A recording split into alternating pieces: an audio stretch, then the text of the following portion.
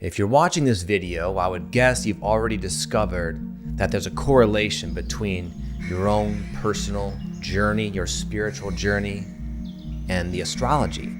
Full moons, new moons, eclipses especially, all have a profound accelerating effect on your pursuit of self-development, a spiritual deepening, and your pursuit of happiness and wholeness. It might not always seem that way because these full moons and eclipses especially can be quite disruptive. They can feel, as they're approaching and especially during their peak, quite chaotic. And it can feel like a lot of different changes are unfolding in your life unexpectedly. And emotionally, you probably feel less equipped than usual to handle it. You probably feel more sensitive to your own emotions. You might feel like it doesn't take much to get you really riled up, really upset, really anxious, really afraid, really concerned, really irritated. You also can probably feel the different vibrations and emotions from other people more strongly, and that in itself can be quite disruptive. But all of this is they're basically side effects of you having more awareness. You're more aware of what's always been there, but now it's obvious. And from this place of clarity, naturally, people find themselves making new choices, putting them on new timelines, if you will, heading them towards a life that is more representative of your true potential, your true power, your true preferences. And I make these energy update videos to share with you the different themes because every different full moon and eclipse brings with it its own challenges, its own opportunities for growth and expansion and positive change. And my intention is to help equip you with some information and some guidance so that you can make the most out of this potent full moon. Right now we have a full moon and an eclipse, a lunar eclipse and a full moon coming up on September 17th, I believe. And it's a big one, it's a powerful one. You probably already feel it right now, which is probably why you're finding yourself watching a video like this, looking for answers because your life might be stirred up as it is. Well, welcome my friend, I'm happy to have you. My name is Victor Oddo and welcome to my YouTube channel. And what I'll do now is get into the 5 different themes that'll help make this, what was a general message, a lot more specific to what you might be going through right now. Theme number 1, you might find yourself fed up with your lower self, your patterns, your conditioning, your old conditioned emotional reactions to various things in your life. This can be obvious, like bad habits where you're witnessing yourself do something in kind of a compulsive way, and you know better. You know where it's heading. It's heading to more pain, more suffering, but because it's a habit, you do it anyways. It could be more of a mental habit, the way you internally respond to various things, especially within your relationships and the things in your life that matter most, where there's a lot on the line, where you feel more of an attachment to. Sometimes when these things there's changes or variations, it can evoke these emotional responses. And you might now be realizing some of these emotional responses are not serving you.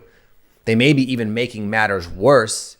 And it can be kind of frustrating when you witness yourself behaving in a way. It's all of a sudden, you're kind of more aware that there are like two selves. In fact, Carl Jung, a very famous, awesome, I love him, Swiss psychologist, he talked about the two selves. He talked about the shadow. You probably have heard that term. The shadow, it's like a conglomerate of these lower impulses, conditioning, constellation of old emotions and energies, thought patterns, actions. And then there's the second self, I think is what he called it, the second self. That's like your higher self. That's your spirit. That's your better judgment. That's your intuition. And for a long time, and for you and most people, unfortunately, still go forth through life as if they're one thing. They're one thing. They're unable to yet differentiate between the intuition and their lower selves, where this full moon is going to make it quite obvious.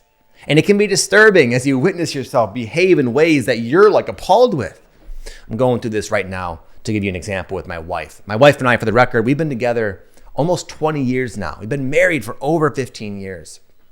And it's been a beautiful journey. And it's funny when people meet us, they say, oh man, you guys look so happy. You're like our template for relationships. And you guys are so in love. And that's true. We are happy and we are in love. But oh my God, it has not been easy.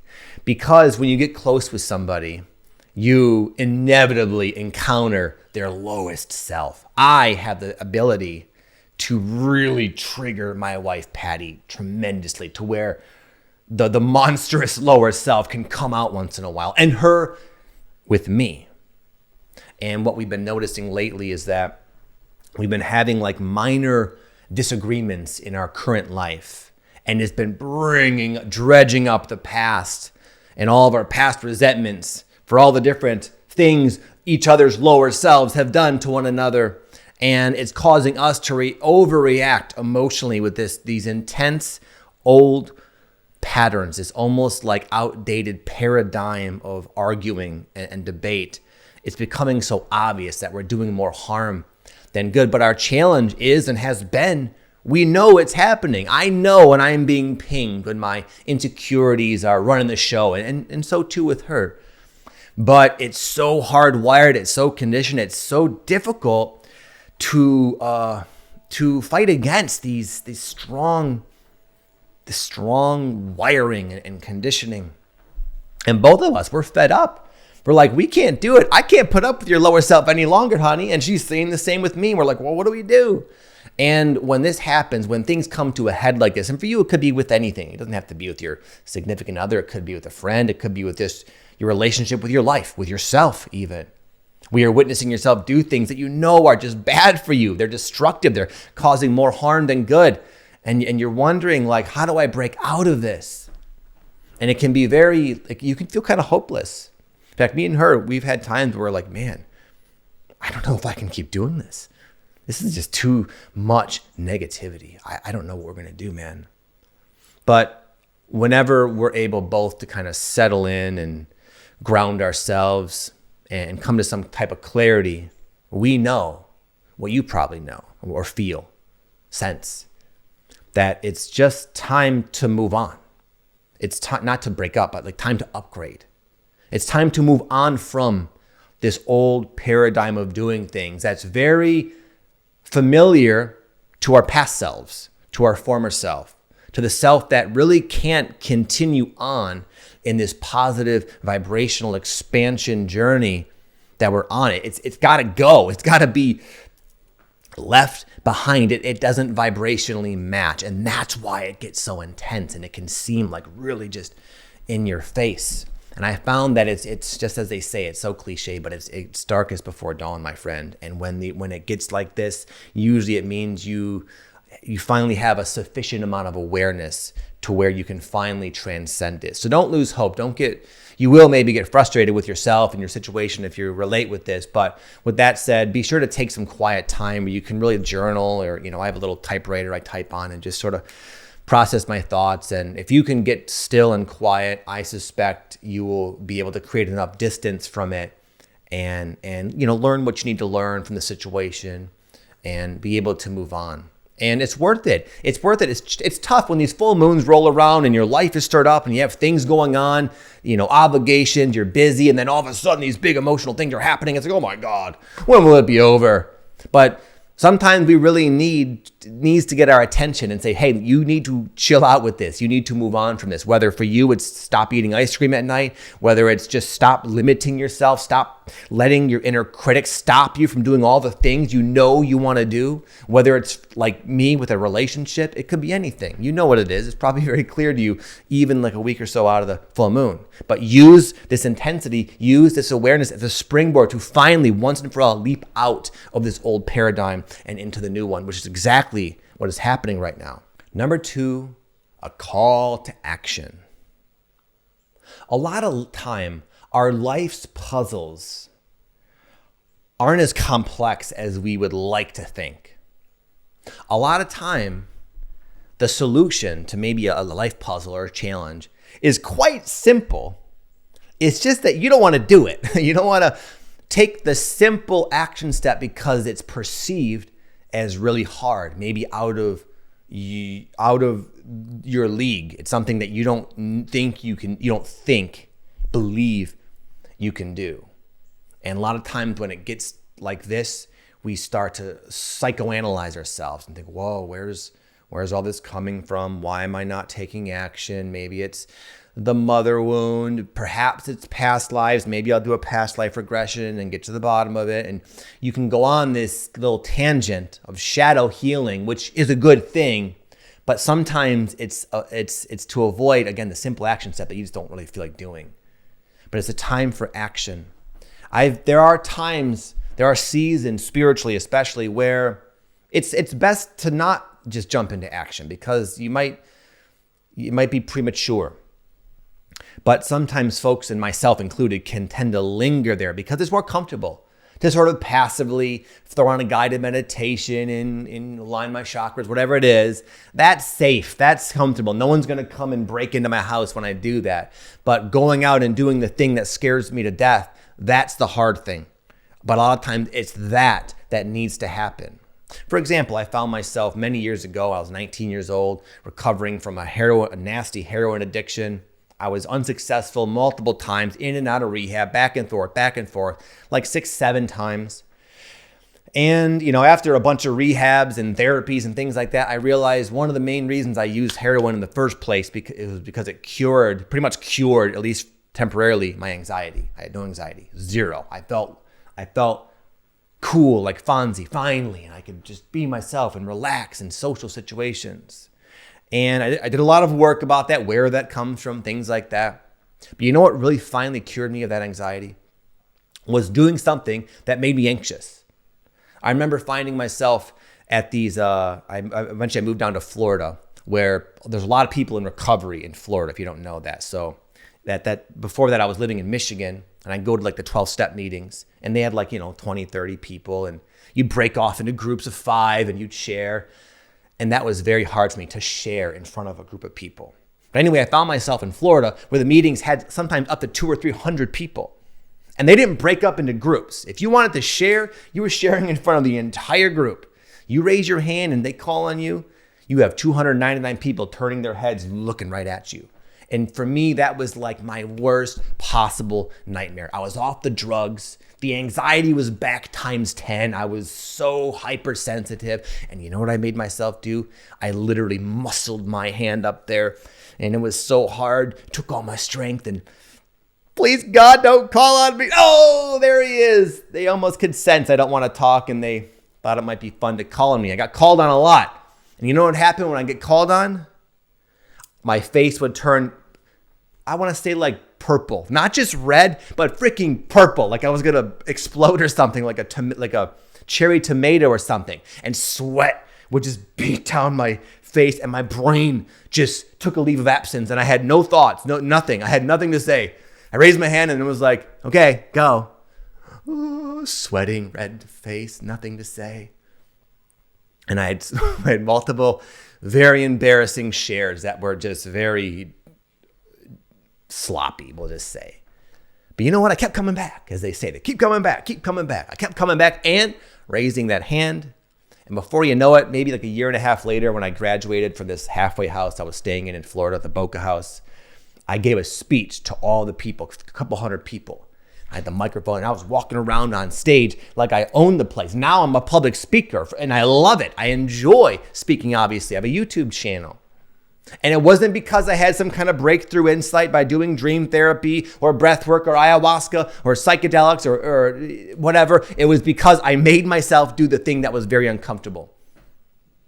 It's a time of action. What action step are you avoiding? You know what it is. It's not about not knowing, it's about not doing it.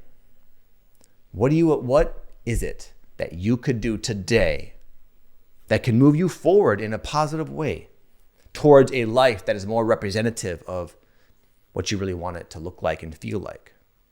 Now is a time where that action is supported. It still might be difficult. I'm going to talk about that in a minute, the resistance, but it's a time of action. And number 3, it's a great time, which is a beautiful timing with point number 2, what I just mentioned. It's a great time also to break through that resistance. You probably know logically the things you're avoiding aren't going to kill you. It's not like it's that dire of a circumstance, but for whatever reason, it's hard. And then when that's the case, when you know it's not like the end of the world, but you're still kind of afraid, then there's shame involved. There's embarrassment. Like, man, I should be able to do this thing. I should be able to turn on the camera and film my first YouTube video. I know my head's not going to explode. I know the world's not going to rain down fire. It's just a matter of my feelings are kind of intense. And I know that. So the fact that it's eluded me so long and I've struggled for so long, now I feel embarrassed and ashamed. Now it makes it even harder. It just adds to the resistance. I had this, it could be really simple. For like 6 months, for example, I've known I should quit this particular gym membership. I have two. One that I go with my wife and daughter that's close, and this other one I was going with my friend Aaron, and Aaron moved. So for like 6 months, I haven't been going to this other gym. It's like $100 a month or something. And I know, okay, you should cancel this, dude. And every time, you know how many times I wrote down in my notepad, cancel gym membership and not done it? Probably 50. And then it just became harder and harder. Months go by, ding, ding, ding. This gym is living fat because of my money that I'm not even going to the gym. And I was like, why is this so difficult? What are you afraid of? Are they going to hate you? Are they going to shame you? They're going to whatever?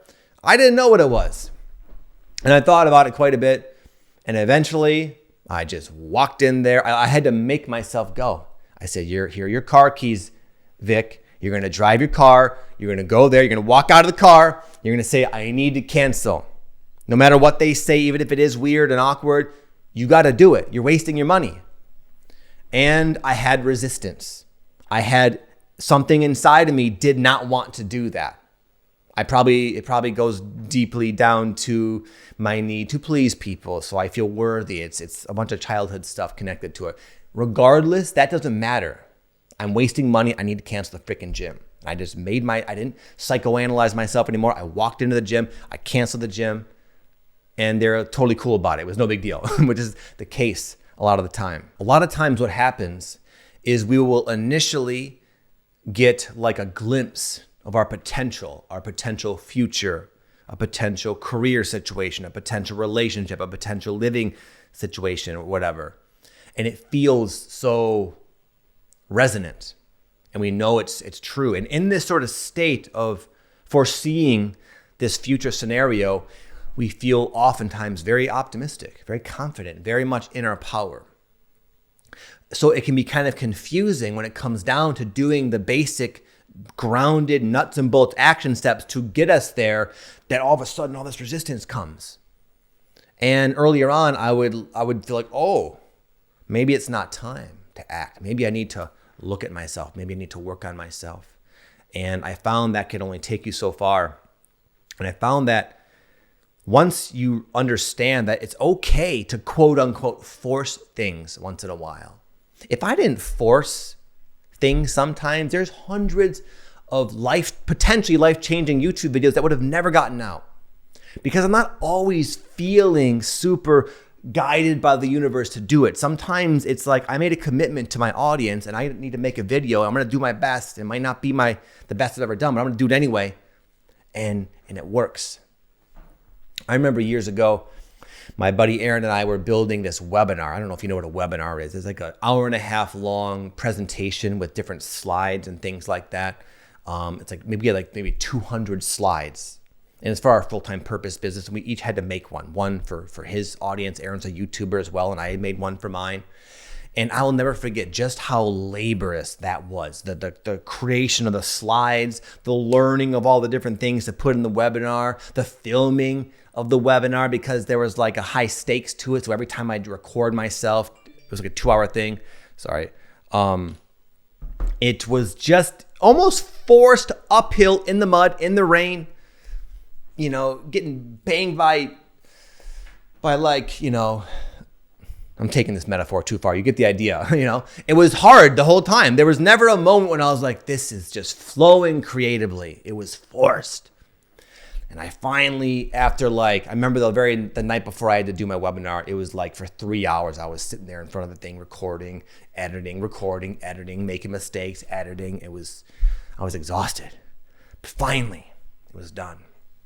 And then there was all this pressure because Aaron, the day before, did his webinar with his audience. So he invited a bunch of people to come to the webinar, and we were selling our program. So you basically get pretty much immediate feedback. Your webinar, all these weeks and hours of hard work is either going to succeed or fail. It's very concrete. And Aaron succeeded massively. He did great. A lot of people joined, and it was a really good vibe to it. It was very exciting, and it was very, very lucrative and very helpful to the people who joined. It was amazing. But now is my turn. Not only was it hard, not only was I nervous for my own sake, so for my own insecurities and my own worthiness, all that kind of stuff was there, but also I felt this pressure because Aaron did so well that I have to do a good job as well. So I will never forget just how hard it was. I remember doing the webinar. It was actually pretty easy. I just pretty much had to welcome people. It was a live webinar, about 300 people. I had to welcome them. Hey, what's up, guys? Welcome, where are you from? That kind of thing. And then all I had to do was hit play and let my webinar that I recorded play. But then it was like time stood still, because I knew an hour in is when I would, reveal the offer. And then at that moment, I would see, did all this work, again, did it succeed or did it fail? And I was so filled with resistance that I remember going outside. I couldn't even watch it. I went outside and jumped on Aaron's trampoline, trying to just burn off some anxiety.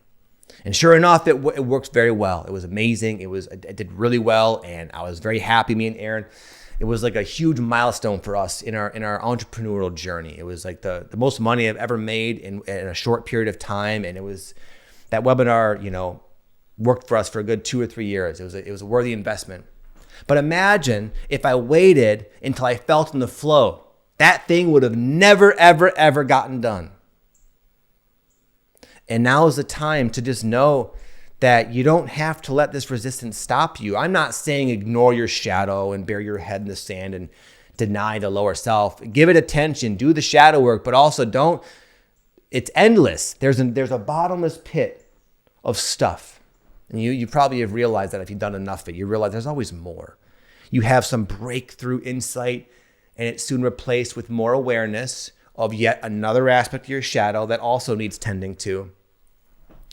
But as far as making your life better, at least for me, it usually comes down to just the commonsensical, obvious action. And right now is a fantastic time. Again, what have you been avoiding, my friend? Don't let this resistance stop you. You don't have to. And that's the empowering thing. Once I did that webinar, among other things in my life, once I quit the gym membership, in fact, I felt unstoppable after quitting the gym. I was like, what else have I not been doing because of this exact same feeling of contraction, heaviness, tightness, fear? What else am I stopping myself from doing? What else am I missing out on by not acting on the things I know I want? I guarantee there are things you know you want, whether it's a relationship, whether it's a new job, whether it's to live somewhere else, whether it's whatever it is. And it's only us that stops ourselves, but we don't have to. So let this be a permission for you that you don't have to let those feelings stop you ever again. They're not that strong. And a lot of times, once you move through them and do the thing, it's not the end of the world anyway. And you realize a lot of it was just over embellished in your mind. And number 4, owning who you are. A lot of times what prevents us from doing these simple action steps is the fact that we don't accept ourselves as who we are. We think we need to be more first. Once I'm confident, then I'll share at the Alcoholics Anonymous meetings. Once I'm comfortable and know everything under the sun, then I'll build the webinar. Once I'm completely free of resistance, then I'll quit the gym membership. Nuh-uh. I'm enough now, and so are you. I know you have work to do. I know there's still shadow aspects that you would like to heal. Great. You're still perfect right now. I remember years ago, we were running this plant medicine retreat in Costa Rica. I was around a bunch of extroverts. You might assume I'm an extrovert because I make YouTube videos, but I'm not. In real life, I'm quite quiet. I'm like a stereotypical introvert. I'm not really talkative at all. I'm quite quiet. And I don't like crowds. I don't like attention. I prefer just to kind of chill with a couple of people that I know very well. I'm like that kind of person, you know. But I was around a bunch of extroverts. My wife is a big time extrovert, Patty. My buddy Aaron Dowdy, he's a massive extrovert. He can talk to anybody and he can talk forever. Like he doesn't have to rest. I always have to take naps and stuff because I get tired around people. Him and Patty are there. Matt, our buddy Matt, he was there. And even some of the medicine workers are very extroverted. And our friend Heather Hoffman from Activation Vibration, she was there at the time, and she's big time extrovert. And then there was me, this quiet guy. And I remember being around them, realizing like I don't really say all that much. I just pretty much sit there the whole time. And I started to feel funny about that. I started to become like wonder what it would be like to be more like them. I saw how free they were and just how comfortable they were in their own skin to kind of gab and make small talk and play around and be playful. And I thought, man, I wish I was more extroverted. I wish I was more like them. And then one of the nights during ayahuasca, this all came up for me, all this like wishing I was somebody else kind of thing. And it came up. And then, you know, after ceremony, we're all kind of going around just talking and sharing our experiences. And I expressed this sort of timidly, you know, I wish I was more like you guys, you know, and they're like, Victor, no, we need you to be the way you are. And they started sharing with me all these different like nice qualities about how they appreciate how I'm kind of quiet. But then when I do say something, it has impact because I don't talk all that much. And they say there's like an energy to me that's stoic and it makes them feel calm and comfortable. Regardless, not trying to boast myself up, but they were saying all these nice things. And I was like, that is kind of true. That is kind of how my natural temperament actually is. And just hearing how people perceived me was so different than the way I perceived myself, it gave me this sort of permission slip to relax into who I naturally am and to own who I am and not to feel like I should be being differently. I should be more talkative. I should be more exciting. I shouldn't be so quiet. None of that is actually the truth. The truth is, God or whatever made me exactly as I am for a reason. And there's nobody on this planet and there's nobody that's ever walked this earth that has been like me or you, ever. And imagine how free you would feel if you finally just owned who you are, not try to be somebody else. It's a time not only where it's like advantageous, I would say, to do that because of the full moon and eclipse, but my prediction, if you want to hear a prediction, is that you'll do this. If you can allow yourself to do this, that you will feel really good, really liberated, really free, and finally start to see your true magic, maybe for the first time. And that is a game changer. That is an absolute game changer, my friend, for anything in life. In fact, I was just giving a lesson the other day to our full-time purpose, like business clients. These are people that have a spiritual business, and I teach them how to market and sell and do all those kind of things. And that was my lesson. I pulled up this funny YouTube channel as an example of this really, like I would say, almost confrontational, really older gentleman, probably 75, 80-year-old YouTuber who's doing real good on YouTube.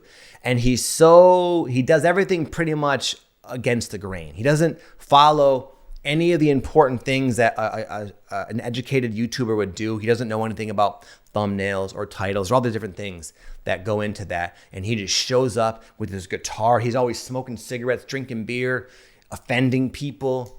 But you know what? His channel is exploding right now. And I'll tell you why. It's because he's not putting on a character at all. He's just being who he is. And even with those qualities, because he's being himself, because he owns who he is, there's this attractive quality to it. There's this beautiful message he's probably unknowingly sending out to the world. And the message is this: it's cool to be you. It's okay to be yourself. And I see it all the time, people who are trying to grow YouTube channels that see what's working and they try to do that. And they carry it out almost like an actor on a stage. And some people become really good at the acting. But if it's not really who they are, even though on paper it should in theory work, it never does. And then you have people over there breaking the rules like this dude, being himself and just exploding. Because authenticity sells. Authenticity is magnetic. But for you to really be authentic, that's a nice word. spiritual people like to float around, but to really be authentic, first we must accept who we are and own who we are. And it's not easy. I don't do this perfectly. I'm not saying you need to as well, but now's a chance to really let go of this idea that you need to be someone else more so than ever before, and feel a higher degree of freedom of being yourself, and also an awareness of the results it brings you. That is heavily supported right now, my friends. And finally, number 5, your dream reality. During this time, you might sense that there's a lot of endings going on, a lot of changes to things that you weren't expecting to change. Changes to big parts of your life that you were maybe not wanting to change. And it can feel like your whole reality just being shaken up. And then you add to the mix all the stuff I talked about your shadow healing journey and things of that nature. And it can feel like madness. But I found there's been maybe a few times in my 20-year awakening journey that this has happened, this type of degree of shake-up. Some people can call it the dark night of the soul. There's different terms for it. It doesn't matter. It's just like I would call it like a cosmic shake-up. And it's basically saying, you don't know how good your life could actually be. You might think you want all this stuff in your life, but what if I told you it could be like 20 times better versions of these things and situations, and sometimes even people are out there in existence, and you're at a vibrational level to where you can have it all. But we know, left to your own devices, you're not going to do any of that. You're going to stay where it's comfortable, right? So the full moon, the eclipses, they come in and they shake it up. They make it almost impossible to cling to the past, to the old self, to the old illusion that we're not enough, things like that. And the process of transformation, much like a butterfly bursting through a cocoon, it can be painful, it can be scary, but it's leading to you flapping those beautiful, gorgeous butterfly wings and like almost like ascending to a new level of like a vibrational reality where it's not just one thing. It's more like your experience of life can be greatly upgraded and improved. Or even the smallest thing, even like maybe like I really like this pen, and maybe there's a better pen, and it's like, wow, this pen writes so much better. I had no idea. I wish I would have clung to this. And it's like that for everything. Obviously, a pen's no big deal. Bad example, but people you work with, living situation, career, where you live, all these different things can be massively, massively upgraded in ways that you can't yet see. That's what makes it so challenging. It's not like your higher self is saying, listen, let go of this pen. There's a kick-ass pen. It's coming from Amazon, and you're going to get it soon, and here's what it looks like. That would be like, okay, cool. I can wait a few days for that pen. It's not like that. It's just like, let go of the pen, and I'm not going to tell you why. And you're like, no, I like this pen. You don't need it. Let it go. It's heavy. It stops writing correctly. You start misspelling words. You're like, man. That's what happens with the full moon. Then you let the damn pen go. But then it's something else. Let this friend go. No, I don't. I like this friend. We've had a history together. No, it's not working. Let it go. We're not going to tell you why. Just let it go. No friends, no pens. You're out of a job. Your landlord boots you out. And you think, man, my life is plummeting into a horror. It's getting way, way worse, Vic. Temporarily. And usually from these letting go experiences, we learn a lot about ourselves, about our psyche, about our life, about who we really are and what we really want. And sometimes the absence of things we think we need, when it's sort of like forced away, then it frees us up to think differently, to think outside of the box. And then all of a sudden, these ideas, these like very easy to come up with ideas, they start bombarding your brain of things you could do now. You've let go of this thing, but they're never going to come when you have the pen and the thoughts and the feelings and the situation to mirror it, reinforcing itself. You got to let go of the pen first, and then it opens you up, even though it's painful and you don't know why in the beginning. Now's the time to let go of whatever's heavy in your life. My friend Kyle Cease, he's a comedian, real cool guy. He says, if it's heavy now, it's going to just only get heavier. It's going to be even heavier tomorrow and the next day and the next day and the next day. Why not just let go now? Let go now and see what the universe has in store for you. I can tell you this from my own experience. Every time this has happened to me, I've always resisted out of fear and mistrust. And I usually held on into the bitter end because I'm a stubborn guy. And then I would let go because the full moon would come around and pretty much bring situations to a head that forced it upon me. And then I would freak out. And then I'd say, oh. I look around as these new things, people, circumstances, feelings even come into my life. These new ideas, these new passions, these new hobbies, these new boats. I'm on a boat right now. These new things just come into your life and to replace the old. And you're like, whoa, I like this so much better. And I would have never in a million years thought of any of this myself. I didn't even know I wanted this thing. I needed this initially challenging experience to reveal to me that I did want this thing. And now I can have it because now there's space in my life. And before you know it, your life can just take these massive upgrades over and over and over and over again. There's always something new. There's always something, another version of what you may think you want right now. And there's no fighting it either. You may have tried. I've tried to hang on and say, no, I don't want this upgrade. Even though I sense it's going to be cool, I still don't want it. I feel loyal to my situation. Even when I tried, it just becomes so heavy, as Kyle says, that you got to let go anyway. So learn from me. Learn from my mistakes. Just let go sooner. It'll be a lot easier. And then as you do this, you'll develop this type of trust in the flow of your life. So these transitions, which are going to keep coming, it's not just one time, become smoother and smoother and smoother. And then you can upgrade yourself faster and faster and faster and faster into the person you really are, with the life you really deserve. With that said, my friend, before I go, I want to let you know, I did mention the ayahuasca retreats. We do them like once or twice a year in Costa Rica. I'm going to leave a link down below if you want to come to the next one, if you're interested. Normally they book up and I don't have a chance to kind of let my YouTube audience know because I do them with my friend Aaron Dowdy and he shares it with his audience. But if you have ever been feeling the calling to plant medicine, to ayahuasca, this is not for everybody. It's for people who really feel calling to it and it's been kind of coming into their life synchronistically and you feel like it might help you. Then it might be a good a match for you. And I'll leave a link down below. You want to check it out. Just for the record, we're not shamans. I don't claim to be a shaman. We work with amazing medicine workers right there in Costa Rica where it's legal. And we just organize it, my friend Aaron Dowdy and I, and we bring the people. And then the shamans pretty much run the show. And we're just kind of there to participate. So anyways, I'm not going to get into it too much now. But if this is somewhat intriguing, I'll leave a link down below. Check it out. If not, totally cool. Have an amazing day, my friends. God bless you all. See you next time. Peace.